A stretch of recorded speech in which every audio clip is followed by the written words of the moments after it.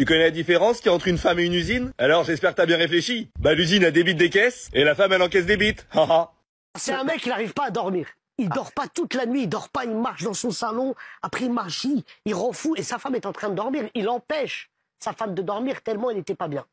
Sa femme, à un moment donné, elle se réveille, elle va lui dire eh, qu'est-ce qui t'arrive, David? Il dit qu'est-ce qui m'arrive? Si tu sais qu'on est dimanche. Il dit oui, et alors?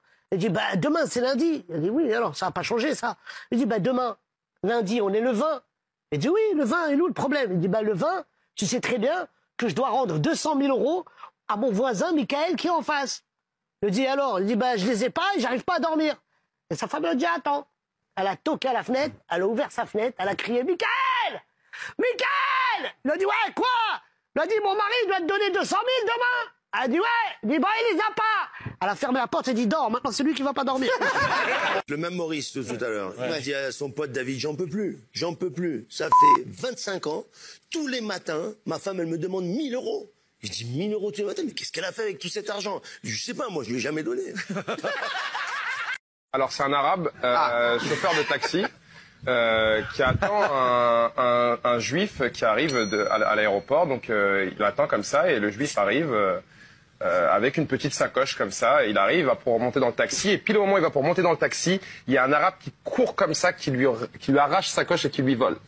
Il court et tout. Et le juif il dit au chauffeur de taxi attrapez-le, attrapez-le, attrapez-le. Le chauffeur de taxi il sort, il court derrière, il l'attrape. Il le massacre, il le massacre, il le massacre, il le massacre, il le massacre. Et le juif dans la voiture, il crie arrêtez, arrêtez, arrêtez. Et le chauffeur de taxi continue, il le massacre, il le massacre, il le massacre. Le mec, il a la bouche en sang et tout. Le juif dans le taxi crie arrêtez, arrêtez, arrêtez. Le chauffeur de taxi continue à le massacrer, le massacre. Il y a les dents qui explosent, il y a tout qui explose et tout. Il retire la sacoche comme ça. Le juif dit arrêtez, arrêtez. Le chauffeur de taxi, il arrête, il reprend la sacoche comme ça, il monte dans le taxi, il donne la sacoche au juif comme ça, il dit mais pourquoi vous me dites arrêtez alors qu'il vous a volé votre sacoche? Il dit arrêtez le compteur. C'est un mec, il est avec son pote, il dit viens, je vais te montrer comment manger gratuitement dans un restaurant.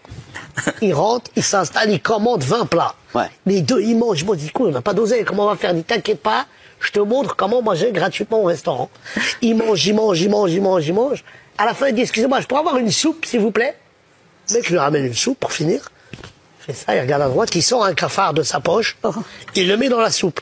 C'est un scandale! Un cafard dans ma soupe! Il commence à crier, le restaurateur dit, chut, non, c'est bon, vous êtes invité, ne vous inquiétez pas, vous n'allez pas payer, tatati tatata.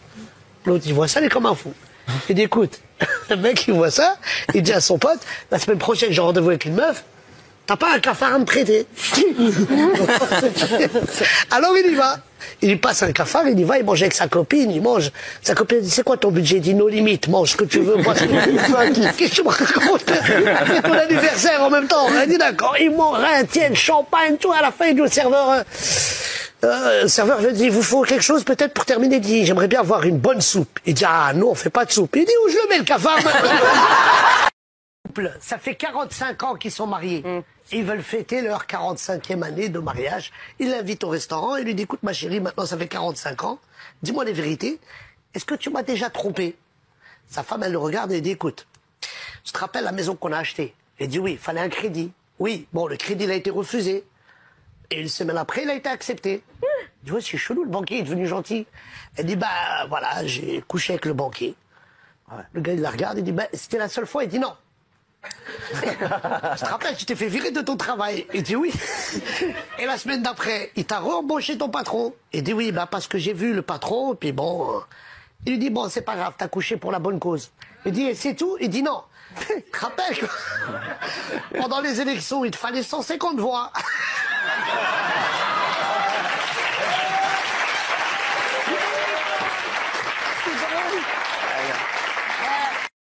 C'est un arabe et un gitan qui rentrent dans une boulangerie, deux copains, donc c'est un arabe et un gitan qui rentrent dans une boulangerie, et il rentre dans la boulangerie, et l'arabe prend un Twix très très vite et le met dans sa poche.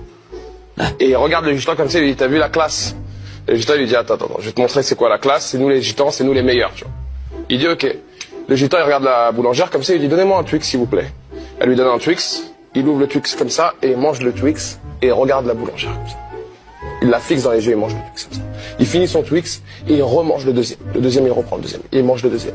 Alors regarde comme ça, il dit bon, ça a assez duré, c'est quoi le tour de magie? Il dit maintenant, regardez dans la poche de l'arabe. On est chez un médecin, la scène se passe chez le médecin. Ouais. Et le médecin, il est avec son patient et il dit écoutez, monsieur Rami, j'ai eu vos résultats d'examen, il va falloir que vous arrêtiez de vous masturber. Alors, il dit putain, pourquoi? Bah parce que je suis en train de vous parler, monsieur Rami. Un Français, un Japonais, un Arabe qui sont dans un sauna, ils sont tous les trois tout nus. Voilà. Et d'un coup, on entend bip, bip, bip, bip, bip, bip, bip.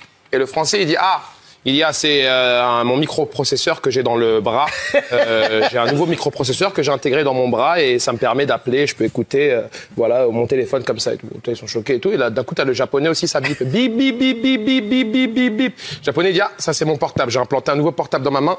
Je peux répondre. Il répond comme ça. Ils sont choqués. Et l'arabe, il est un peu dégoûté. Il voit que la technologie le dépasse quand même. Putain, ils ont tous un truc de fou et tout. Il va aux toilettes. L'arabe, il va aux toilettes comme ça. Il sort tout nu du sauna. Il va aux toilettes et il revient des toilettes avec un morceau de papier toilette bloqué entre les fesses, comme ça.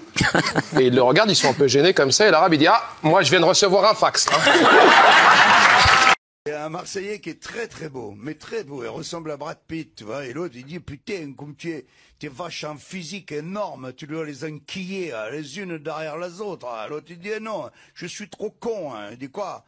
Trop con, il dit, dès que j'ouvre la bouche, je fous tout en l'air, tout, il est pas possible. Et à ce moment-là, dans le bistrot, il y a Claudia Schiffer qui rentre. Ding ding! Elle passe devant le mec, elle est subjuguée par la beauté de ce mec, il est vraiment très très très beau. Et hop, elle va aux toilettes. Le mec, il dit, vas-y, putain, Claudia Schiffer, au bordel, là, le ressort, là, tu l'attrapes, putain. Elle me dit, non, je vais tout foirer, je suis trop con. Il dit, si tu veux, je dise, il dit, je sais pas, tu lui dis qu'elle a les yeux bleus comme la mer Méditerranée, qu'elle a les cheveux blonds comme le soleil de Provence, et puis après t'enchaînes, tu te laisses porter, tu lui dis attention, la voilà, hop, elle s'écarte, elle revient et dit Madame Claudia Schiffer, elle, avec un grand sourire, elle fait oui, dit vous avez les yeux bleus comme la Méditerranée, vous avez les cheveux blancs comme le soleil de Provence, sinon tu viens de chier là. Un prêtre, il est dans un petit village, il cherche la poste. Fais gaffe. Il cherche la poste, il cherche... Non, moi c'est très tranquille, il n'y a pas d'embrouille, t'inquiète pas. et donc il cherche la poste, mais à chaque fois qu'il parle à un mec, excusez-moi, pour aller à la poste, personne le calcule dans le village. Personne le calcule dans le village, mais il y a un mec, il est bourré, il dit, le prêtre, viens voir. Et tu veux aller à la poste? Il dit, ouais, pour aller à la poste, tu vas tout droit, tu tournes à droite, tu tournes à gauche, tu tournes encore à gauche, c'est la poste. Le prêtre, il fait ce que lui dit le mec bourré, tu vois, bon, il trouve la poste, il fait ses affaires, et quand il ressort, il dit, le seul mec qui m'a parlé, c'est le mec bourré. Et je vais aller lui prêcher la bonne parole. Il va vers le mec bourré, et le mec bourré, il dit, le prêtre, t'as trouvé la poste? Il lui dit, ouais, j'ai trouvé, et tu sais quoi, t'es tellement gentil, que je voudrais te montrer le chemin de Dieu. Il lui dit, toi, tu savais même pas aller à la poste, tu vas voir.